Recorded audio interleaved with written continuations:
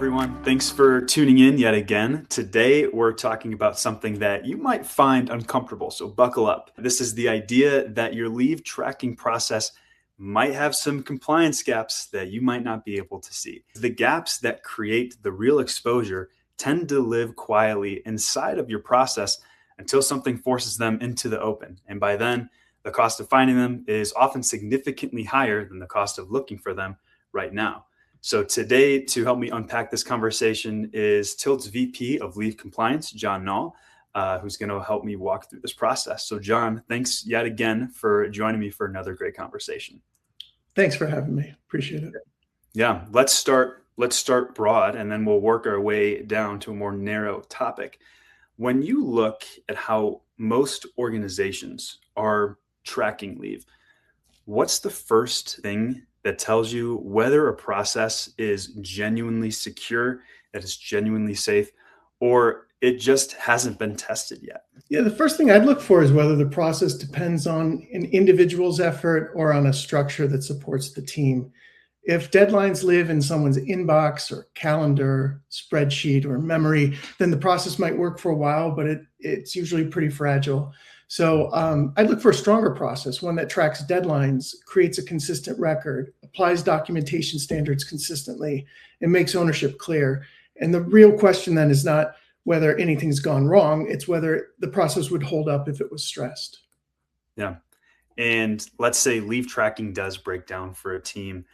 Where does it tend to show up first? Where does the breakdown tend to show up first? And what does that look like inside of an organization?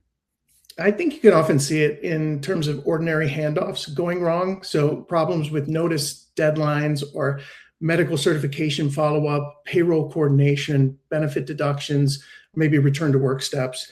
And none of them may look like a major issue at first, but they can create real exposure if they're missed or handled inconsistently. I use payroll as a common example.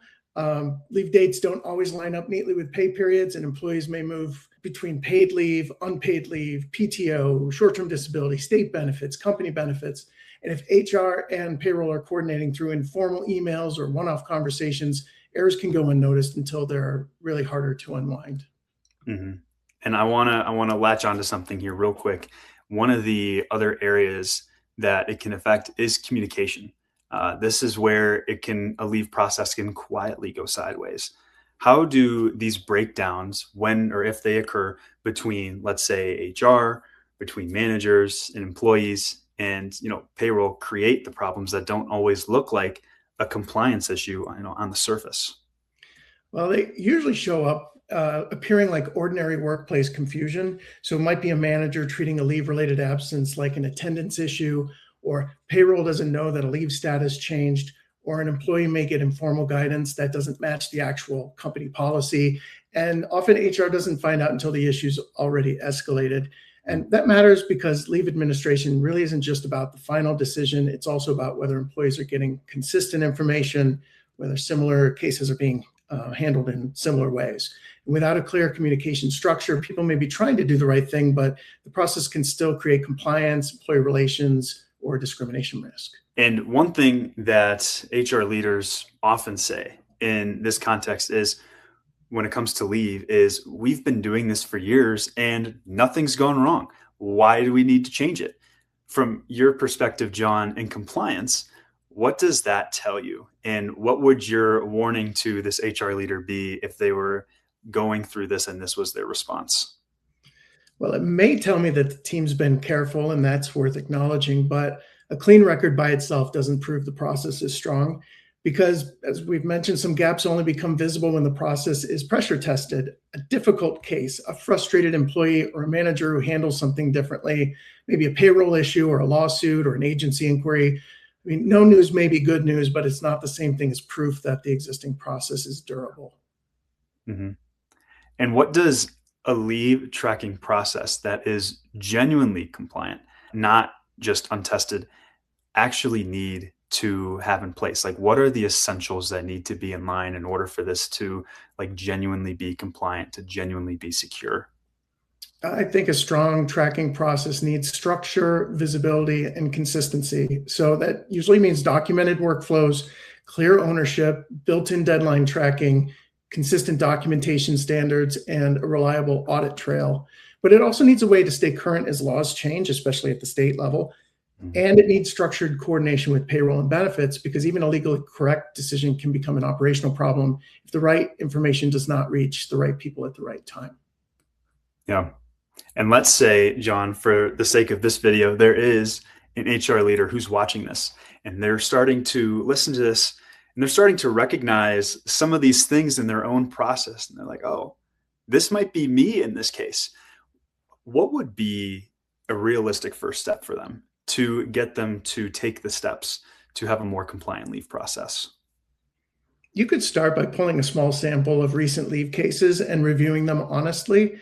It might be 3 to 5 cases would be a big enough sample size, depending on how many leaves you have. But once you have your sample, look at whether the right laws and policies were considered, whether notices were sent on time, documentation was handled consistently, leave was tracked accurately, payroll got the right information, and return to work steps were properly documented. Now, if those cases show gaps, that gives HR concrete data to make the case for a better process. Mm-hmm. Yeah, I think it's so helpful for them to just understand that it doesn't have to be completely transformed overnight. Like Rome wasn't built in a day.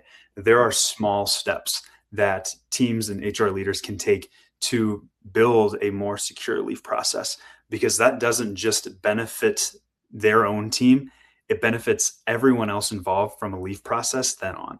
So it's incredibly helpful to have that realization that, look, it can be simple steps that you continue to work through. And over time, you'll be able to see the growth from that, which is just, it's really helpful in this context. But John, let's kind of put a bow on this discussion here. When it comes to leave compliance in this instance, what do you want HR leaders to walk away with understanding, especially the ones who feel like things are running perfectly fine right now? I'd want them to remember that having no known violations is not the same as having a reliable leave process. That risk often builds itself quietly through missed deadlines, inconsistent documentation, unclear communications, payroll handoff issues, outdated state law rules, or decisions that aren't well documented. On the flip side, a strong process can show its work. It can show what was considered, what was sent, what deadlines were tracked, what decisions were made, and why similar cases were handled consistently. Finally, the best time to find a gap is before an employee, agency, or an attorney finds it for you.